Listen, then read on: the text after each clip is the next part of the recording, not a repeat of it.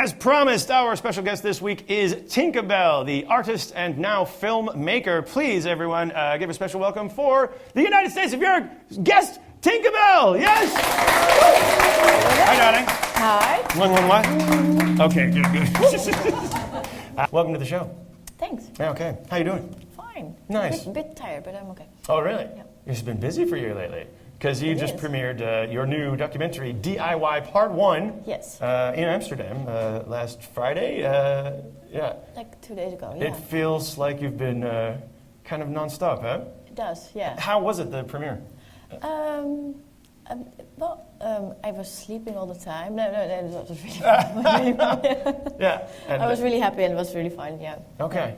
I will get into some more questions about the projects you're working on and people who might know you or think they know you. First of all, for people who don't know you at all, this is Tinkebell, and we are going to ask you 6 questions in 60 seconds. Okay. The first. Do I have to answer them? Just the first answer off the top of your head is exactly the right answer, and then we'll move on. Okay. 60 seconds are starting now. Okay. Where did you grow up? Goes. In Goes? Yes. That's in Zeeland? That's in Zeeland. Okay, Oh, no. in the southwest of... Yeah. Okay. When you were growing up, who was your favorite cartoon character? Snoopy. Snoopy? Yeah. Got it, from the Peanuts. Favorite World Cup team?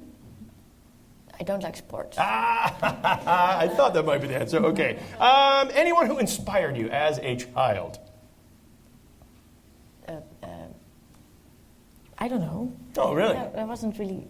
Maybe Brandon from Beverly Hills 90210. Thank you. Really Brandon. sexy. That's it. The faster you go, the less expected answers you get. What'd you have for breakfast this morning? I just told you and I forgot. It was bread with fish and stuff. Bread with fish? Yeah. Okay. Yeah. So pescatarian? Pescatarian, yes. Okay. Yeah. So you're allowed to eat fish. And what book are you reading right now? It's a new translation of Voltaire. Okay. Oh, wow. See, she's a bright one. And that's 60 seconds. Excellent. Right, what did you think of Edo Berger with calling Switzerland the Cuckoo Clock Clan? It was funny. Okay, yes. Now, with the latest film, your first, filmmaking experience, that had you going... Oh, it actually wasn't. Or not? Like Of course, I'm sorry. The 6th or the 7th or something like that. I'm sorry, the first one that had you in Afghanistan. That's my question. Yeah, that was the first one. What was it like going to Afghanistan? What did it feel like when you were like flying in? A bit weird because everyone told me that it was like super, super, super dangerous, but I felt really safe. Yeah. So you flew into I was Kabul? Yeah. I was like, okay, maybe I'm just weird that I feel safe in this really dangerous place. And last week this girl was set on fire on a bridge, and actually I walked there 1 month ago, and I was like, it's okay here. Wow. Well, now let's go back in time, if that's okay. Yeah. And again, for people who may have heard of you, I think you're best known for your first sort of work, of the handbag. And, well, let's see. What do we call it?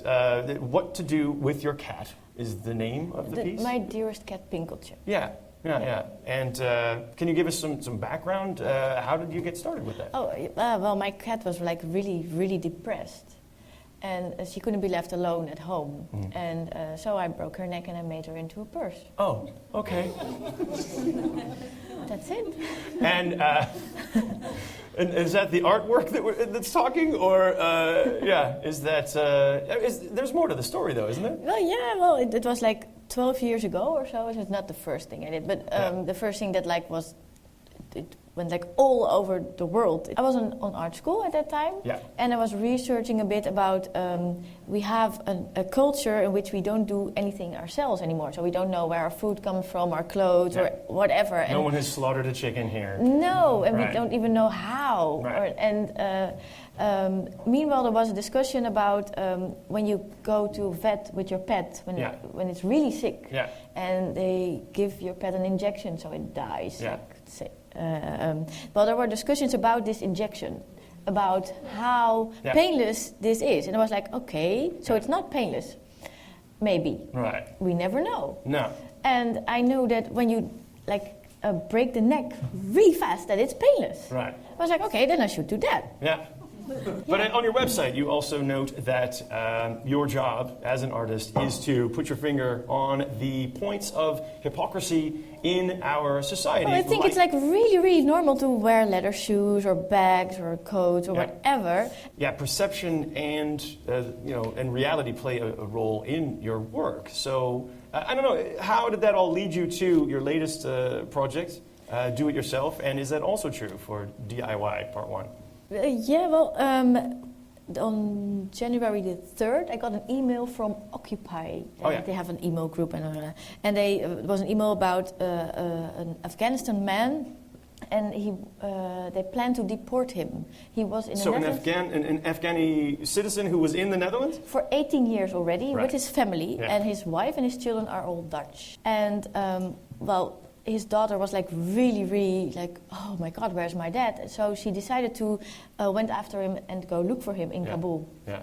But she's only 23 years old. I was like, oh no, she cannot go on her own. Right. So I started to call all kind of news broadcasting agencies and newspapers. Like, you really have to send someone to, I don't know, follow her and to write about her and to film her and stuff like that. Yeah. But no one wanted to put money on that. Yeah. So I decided to go myself. But one day before I left to Afghanistan, he was found in a hospital because he was beaten up by the Dutch government in the plane while deporting him. I'm sorry, what? And not only beaten up, they broke his knee and they put a bag on his head and tape on his mouth, which is illegal. But they did it. His story was proven? Well, no, it's not proven yet because the Dutch government says, no, we didn't do that. But I believe him. But I made a film. Actually, I'm making 3 films. That's why it's the part 1 version. So what is DIY parts 2 and 3? Well, part 1 is the raw version. Yeah. It's a long film. Like, it's 3 hours, and it's actually kind of boring for a big part. Well, that will be the soundbite they're going to use now. But it shows the whole story. So it's not manipulated, and you can see that it's not, because we didn't cut anything. Mm-hmm. Does DIY mean I have to edit it myself? Is that no.